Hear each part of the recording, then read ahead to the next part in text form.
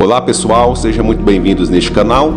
O deputado Nicolas Ferreira grava um novo vídeo falando sobre a lei Magnitsky, que foi aplicada ao ministro Alexandre de Moraes.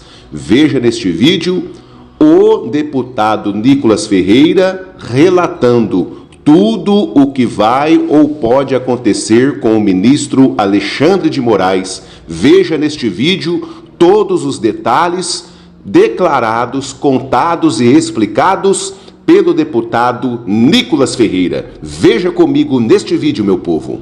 Hoje, como você deve saber, o Alexandre de Moraes foi sancionado pela lei Magnitsky, porque eu reuni tudo isso aqui para poder protocolar um pedido de impeachment do Alexandre de Moraes com base nesses novos fatos que nós temos hoje. Ou seja, o mínimo que você tem que fazer agora, depois que esse vídeo acabar, é ir até o seu senador e pedir para ele se posicionar para que ele seja a favor do impeachment do Moraes. E você pode me perguntar, mas Nicolas, por que eu tenho que saber de tudo isso? Sobre Alexandre de Moraes, sobre sanções, sobre todas essas questões. O que isso muda na minha vida? Tudo.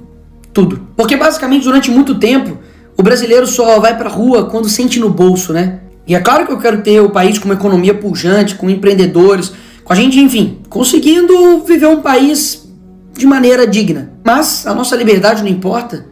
Mas a verdade e a justiça passaram a ser palavras somente pra gente aprender a escrever um texto? Não, eu não quero ter um país assim.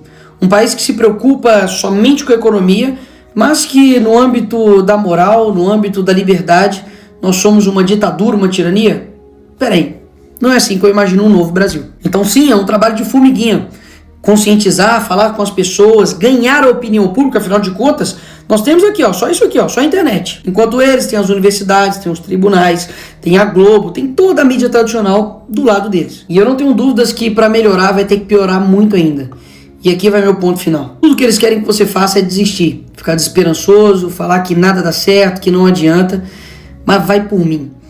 A gente não pode ter menos persistência do que esses caras. Eles estão há anos, décadas, lutando por um poder. A gente também vai ter que lutar por décadas para poder ter um novo Brasil. Não há mal que dure para sempre. Eu espero que ele já esteja no fim. E se não estiver próximo do fim, que Deus nos dê força para poder enfrentar até o fim.